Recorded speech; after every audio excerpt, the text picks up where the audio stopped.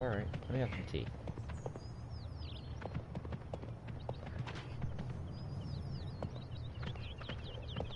God, they're still hot. Have some nice tea. Alright, so we're gonna do the champion profile today.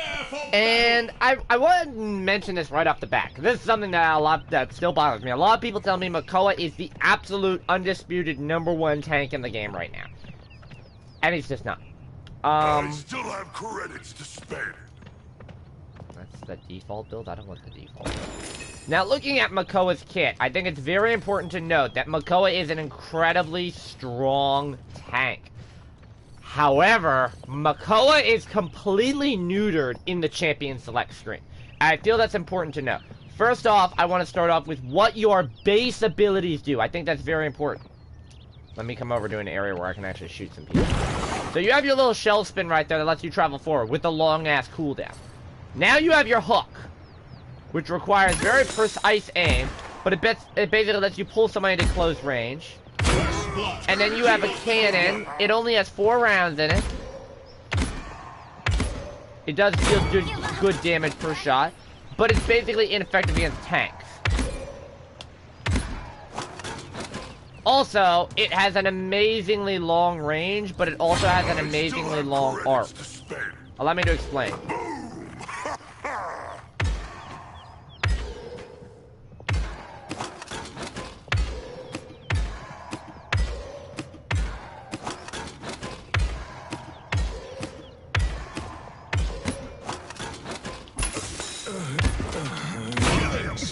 See, now you have your shield, which you pop up, and it's very helpful. It's very helpful for defense, but if enemies get inside the shield, you're toast. If somebody gets inside that shield. Here's your other problem. They're all very long. And then you have your ultimate ability, which is pretty powerful as well, but I'm not going to talk about that in a minute. That's your basic kit. Your hook cannot hit from that distance. That's another problem. Your hook is very range dependent. You actually have to move forward. And it still can't hit. You're like, seriously? So now you have to move here. So that's the problem with Makoa. You have to basically use your hook at close range. No. That's 5 in a row. I don't know how I killed her. I'm not running pluck. Basically, that's Makoa's strong suits. Alright.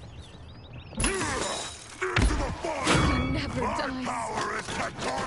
I'm not running pluck. I don't know why it's killing her so fast. Hold on. Hold on. Let's do it again.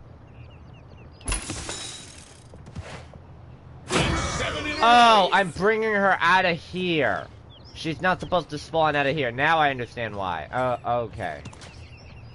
Sorry, that's my bad. 'Cause I know that happens a lot with the pits. Here's another problem with Makoa's hook. You have to preempt it. Why is he walking back onto that track?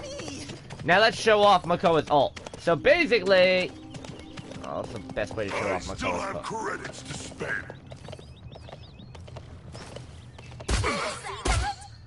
This is how you use Makoa's ult. Ready?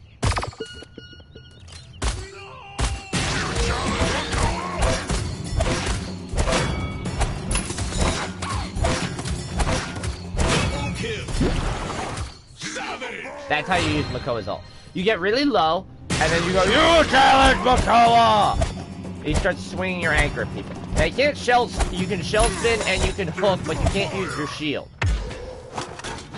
Okay, that's how we use Makoa's ult. Now, here's how you neuter Makoa in the starting screen. Makoa has a perk called Leviathan, which increases your maximum health by 1200, and it gives you CC immunity during ancient range. So, you have to run that, is unfortunately the problem, because of the fact that literally, there are so many champions that will fuck you over in your ult. Allow me to explain. Xin can ult you without Leviathan. Damba can ult you without Leviathan. Moji can ult you without Leviathan. By the way, Dama can hit you with the stun. Pip can ult you without Leviathan. Saris can ult you without Leviathan. Torvald can ult you without Leviathan. Makoa can hook you, although I don't know why he would want to. Khan can not only ult you, but he can commander's grab you. Genos can just void grip you out of reach. Anara can ult you. Ash can knock you off. Bomb King can knock you off. Bomb King can stun you. And Furia can stun you if you don't run Leviathan. About half the cast can use their ultimate to counter yours. That's not including the fact that Drogo's ult completely counters you, no matter what. So when people say Makoa is the strongest character in the game, they're talking a load of BS because of how easy your ult is to counter. I think that's one of the big problems with him. Now, looking at his loadouts, let's start with Half Shell. Half Shell is not very good. Shell Shield is now placed on the ground, is not channeled, and lasts 2 seconds longer. Why you run this card is because it is lasts 2 seconds longer, and you can run this. This, by the way, this shield build is actually not meant to go with this. This goes with Leviathan. But, just to show off the shield build. So this, you increase the health of your shield by 1,000, you increase the amount of damage, the duration of it by 2 seconds. So now you have, if you're running this kit together, you have the Ancient Resolve, which gives you, you have Ancient Resolve, so you're already, the shield lasts for 6 seconds, plus you get another 2 seconds from this, and another 2 seconds from the card. You're looking at a 10-second shield, with an extra 1,000 health, and then for every X amount of damage that it takes, you can cut the cooldown of the shield really quickly. So you roll this. Basically, this is what you do. So you pop the shield down, and it lets you walk around and attack, which is something you can't normally do. Here's why I don't like it. It's a giant fucking target for the enemy team. The enemy team that's already buying Record to deal with you anyways is now just simply going to sit there and shoot this big, giant shield, no problem. Also, you can't take it up and down at will like you can with a normal shield, and I like to shell spin when I have my shield up so that I can be a mobile tank, go from cover to cover. Your next card is Davy Jones' Locker, and this card gives me a bit of salt. When they reworked it, it is actually surprisingly useful. The problem is, no one fucking uses it in the situation that they should be using it for. They literally use it just to get on people's nerves. So you have Davy Jones' Locker. So, shell spin's cool. Now remember, on this card, your shell spin, you can now control your shell spin. It does not end. It literally, you control it. It's entirely up to you when you decide you're going to end it. Okay? So that's rule number 1. So this is Crash and Wave basically just lets you, if you hit 2 people, the cooldown on it is toast. As soon as you cancel it, it's ready again. You have Springtide, so hitting Shell Spin heals you for 1,000 for every enemy hit. Now this is important because of the fact that you now have a way to sustain yourself. Like, really sustain yourself. You can heal for 1,000 every time you hit somebody. So that means that you could just regenerate basically a quarter of your health by just spinning around and hitting people. I have Salvage, which I'll explain in a minute why Salvage is literally a staple of my build. It's the same thing with Buck. You have Barrier Reef, which is good in case you have to pop your shield. And then I have Ebb and Flow in here because that's a decent filler card. I don't like the internal cooldown cards, but I'm running it mostly because of the fact that it's a decent filler card for Shell Spin. This is the Shell Spin version.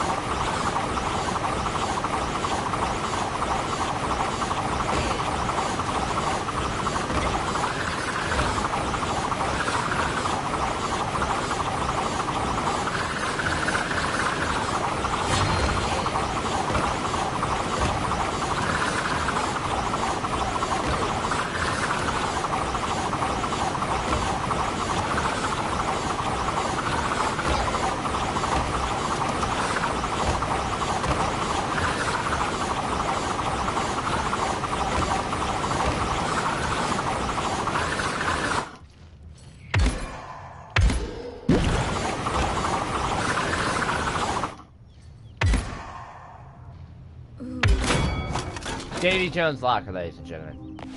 Davy Jones' Locker. Now you have Pluck. Get 65% bonus damage on your first shot after hitting an enemy with Dredge Anchor. This is quite possibly the best card that he has. And this is why I say Makoa gets neutered so easily. Because when you go up against people with high CC, you have to pick Leviathan. Otherwise, you're fucked when you're in your ultimate. So you pick Pluck. And then we have Strong Arm, so this reduces the cooldown down to 9 seconds. And that's the other problem with Makoa. That card is not high enough. You have a 9-second cooldown on your Anchor. That is not strong enough. And then you have the Salvage. And this is the thing that I like. Activating your Anchor generates ammo. Basically, it lets you reset your ammo. It's the same thing with Vigor on Buck. The reason why it's such an important card is because of how many times you will find yourself hitting your Anchor. Like, you see the perfect shot to hit your Anchor, but you have, like, no ammo to follow up with. This makes sure that you don't have that problem. I like Harden because you're bringing somebody into close range with your hook, right? You're bringing somebody in close range. So it's incredibly important that you have some more sustain. So this giving you the 25% damage reduction for 2 seconds when you hit somebody, that gives you 2 shots to kill them.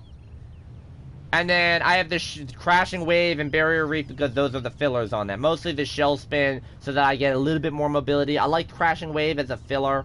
And then Barrier Reef is always good. Just because if you have to pop your shield.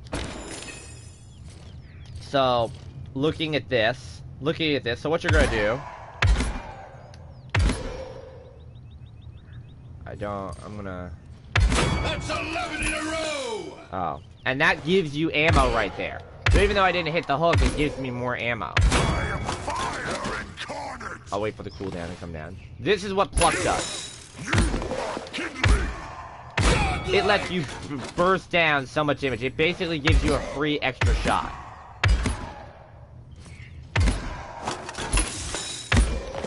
Push your luck.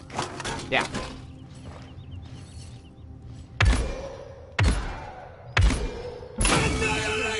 You can actually kill somebody with your hook, by the way. It does deal damage. That's another thing I wanted to show off. The problem with Pluck is, again, first off, if they are CC immune, this is another key thing. If you're CC immune, you are going to get... You cannot be hit with the hook. Let me show that off. If you are CC resistant, that's a big difference. So watch. Can't hit the hook. Because they're CC immune.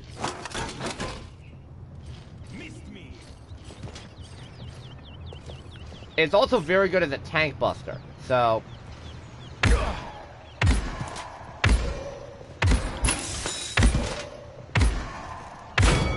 it gives you a way to rapidly kill a tank.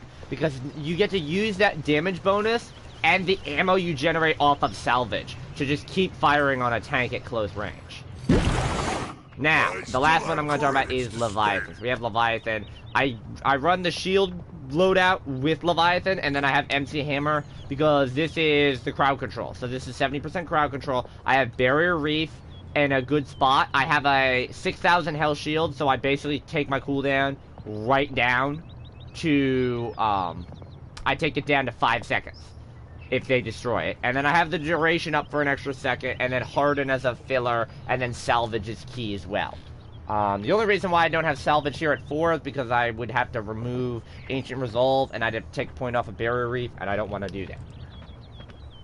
So, this is the thing with Leviathan. So Leviathan does not give you any other benefit besides your ult, just ignoring your ult, besides the extra 1,200 health. And that's the key, because you're a 4,500 tank without it. With it, you're 5,700.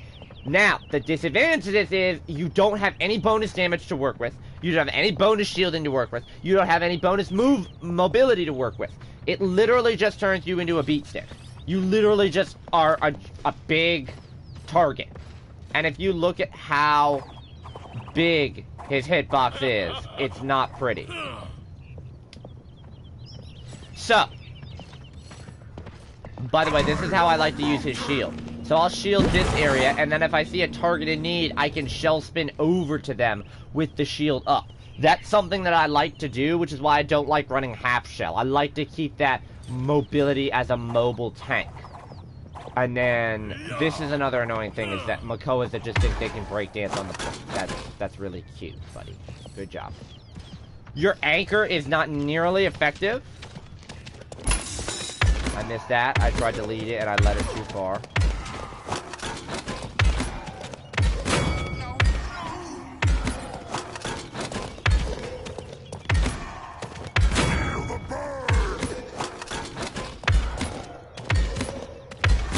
Leading your projectiles is incredibly helpful, but you have to be able to lead them accurately.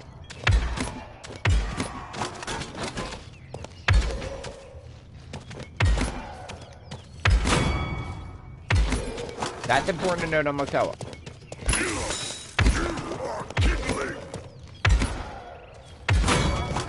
There we go. Then you pull out your ult and your CC immune. You tell your CC immune because you have that little yellow tinge at the top of your screen that goes away when you're done ulting. Now, what do you want to buy for items? Well, this is the funny part. So, remember how heavily impaired you are by CC as Makoa. If you're not running Leviathan, you are completely fucked. That's just the best way I can put it. You have to run Leviathan if you have a CC heavy team, especially if you have CC heavy ults, because they will just use their ults to keep you. I basically use Makoa's ult as a Fernando or a Terminus ult. I don't use it with any offensive purpose whatsoever. I use it just for the simple fact that I am trying to sustain myself for a few seconds longer.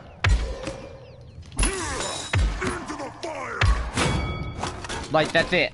I literally just use it so that I can sustain myself. It's like, I'm low health, I ult because it'll buy me like a few seconds. This is like a Vivian ult. It paints such a giant bullseye on your back that says, kill me, I'm right here, come on, kill me, do it now, I'm a clock, kill me, what are you waiting for? Yeah, that's what your ult does. Now you can hook. The other problem too is because your range is now limited because you don't have a projectile, you can basically shell spin in close when your ult is up, and you can use your hook to pull people in. You can legitimately get maybe 2 kills, and then that's it. Because most people would just run away and shoot you while they backpedal.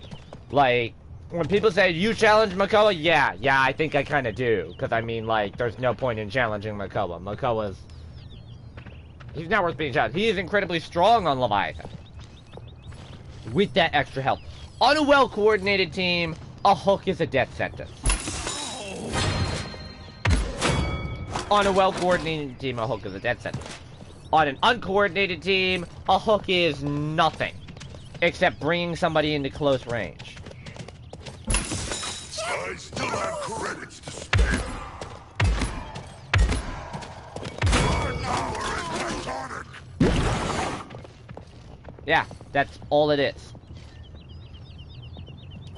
So what do you want to buy for items? You can run a loadout card that gives you resilience. So there's no reason to really run resilience. And you have Leviathan for your ult. So I do recommend Haven or Blast Shields. Illuminate, not so much. Again, like I said before, you're better off buying Haven to counter the people who run Illuminate. If they had more champions in the game that required you to go invisible, that made Illuminate a more tempting option, that would be one thing. Or if they made Illuminate better, where they had a silence champion, where you could now hear where you would have to run Illuminate if you wanted to hear their shots past a certain range. You have, for your utility is very important. You can pretty much go with any of these. I personally run Morale Boost. Makoa, for whatever reason, generates ult the slowest of all the tanks. I don't know why, I don't know what the problem is, but I basically have to run Morale Boost. That's why I will literally sit there on my ult and use it for caps only. Because there is no point to using it on a defend whatsoever. Like, maybe if it's in overtime and they're about to push the card in and you think you can do it, but that's... no. You need Morale Boost on him. And even with Morale Boost 3, I played a TDM. I ran Pluck. And I was killing people. And I still only got my ult 3 times in that entire TDM. I had 19 kills in that TDM. 19! I was the second highest damage in the game. I had the most objective time in the game. It's a TDM. You're supposed to generate your ult faster. You're getting kills, you're doing damage, you're on the point. I only, with Morale Boost 3, I only got my ult 3 times in that 10 minutes. And the funny part is, I played Anara. Same map, same everything. 3rd in kills, number 1 in damage, and I got my ult without morale boost. I got my ult 5 times in that 10-minute time frame. 5 times. Without morale boost. That just goes to show you need morale boost on Makoa, because for whatever reason, he's not gonna fucking generate ult. He's just not gonna do it. And his ult is very powerful if you know how to use it. I can't get Master Rider all that often on him. The other problem too is if you're running Leviathan, you want to run morale boost so that you have that increased CC immunity. Nimble is decent because he is slow. He does have cards in his kit where, you know, getting eliminations gives you movement speed. Shell Spin will give you movement speed. So Nimble's not a big factor if you want a high mobility type thing. I don't think it's a great choice, but it is helpful if you're trying to be an aggressive, like a Fernando style of a tank, where you just push up on the enemy and say, fuck you, I'm gonna kill you. Kronos, he does have very long cooldowns. He has 2 really strong cards for taking the cooldown off of your shield and your shell spin, but there's no real good way to get the hook down. It's 9 seconds, that's as low as you're gonna get it. You kinda have to sit there and eat it, and I just don't like that fact. Like, your primary damage option if you want to play a damage aggressive Makoa is 9 seconds on getting that bonus. That sucks. And if you miss it, you are screwed. I wish there was a card on there like Damba, where if you miss the hook, you could reduce the cooldown by a certain amount by, say, 5 seconds. So you only had to wait 4 seconds before you could hook again. I would love that.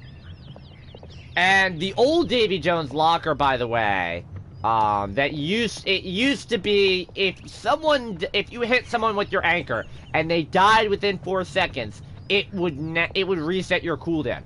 I wish that was a loadout card. I wish that had been a loadout card, and it was, if someone dies within X amount of you hooking them, you reduce the cooldown on your hook, and you would have it scale in seconds of 2. So 2, 4, 6, 8, 10. So the lowest you could get that cooldown is 2 seconds. You just hook, because then you could run it with pluck and just have constant hook resets. The problem with Davy Jones' locker in the state that it was in is it didn't really give you the opportunity to do that.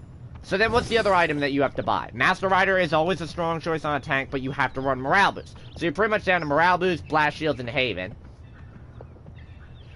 This is interesting. You never want to run Veteran. Life Rip is helpful if you are running Pluck. It's pretty much not helpful in any other situation. Kill to Heal is only effective if you're running Pluck because you're reliably getting kills. But you're better off on Rejuvenate. But if your healer sucks, or you have a weaker healer like a Genos or something like that, there's no real point to getting Rejuvenate. So you're pretty much screwed in the healing category. I find myself as Makoa not buying healing items. I will most likely go for offense and utility, and that's it. So where do you go offense utility? You don't really need Bulldozer because you can pretty much destroy most of the deployable type items pretty quickly. And again, you're better off buying Cauterize to counter those in the first place. Remember, the 4 champions that you buy Bulldozer for are Anara, who can heal herself off of it, so you're better off on Cauterize. Barrack, who can heal himself off of it, so you're better off with Cauterize. Grok, who is a healer, and you're better off buying Cauterize. And Ying, who is a healer, and you're better off buying Cauterize. I keep having to reiterate this to people because I still see people buying Bulldozer. The only time you really buy Bulldozer is if you're running up against Ying Barrack. Like, that's it. If they bring a Ying and a Barrack together, and they just sit there and there's clones and turrets everywhere, it's like, okay, I don't have time for this shit, and just remove them. That's pretty much it. Cauterize and Wrecker are very effective. Cauterize is basically the best way you can maximize your damage because you're applying damage that they can't out-heal, which means you're basically applying damage that they cannot fix. So it's basically a damage buff. That's why you buy Cauterize. I buy Cauterize a lot on Makoa. On shield-heavy teams, I will buy Wrecker because of the fact that he does so much damage per shot at 650 a shot. And with Wrecker, it's just more damage on top of that. Deft Hands is very tempting because he has such a long reload speed and you have to reload. Now, Salvage really can help with the reloading. Because of the fact that you activate your hook, you basically can reload for free. But Cauterize or Wrecker are much stronger options. If you're not having a problem killing them, and if you're not having a problem with the shields, like they don't bring shields or anything, then Deft Hands is strong. Like in TDM, Deft Hands is the way to go on him. Pluck, Deft Hands, you're good to go. But that's about it. That's the reason why I'm not really a Makoa fan. It's very hard to get multiple kills.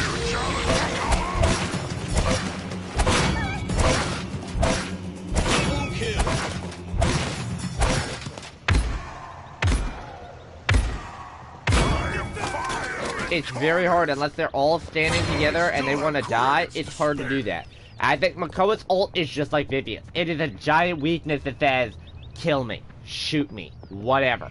If you don't run Leviathan, you have no CC immunity. And if you are running Leviathan, there's always a Drogo's ult. So, he's an incredibly strong tank, and I love playing as Makoa sometimes. It just comes down to a sort of situation where there are better options out there for tank. If you want to talk about the top tank in the game, I'm still saying it's Inara and Khan. Makoa, it doesn't even crack my top 4, because my next 2 are going to be Fernando and Terminus. Sometimes it's Fernando Terminus, sometimes it's Terminus Fernando for the 3-4, and then I have Makoa at 5, just because of how easy it is to just simply counter Makoa.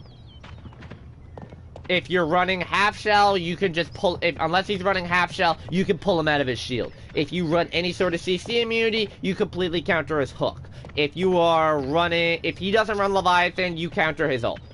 If you're a CC champion. Even cripples like Tyra and, Inara can really just wreak havoc on him because they have no way to stop it. So, thank you guys for watching. I hope this has been helpful. Bye.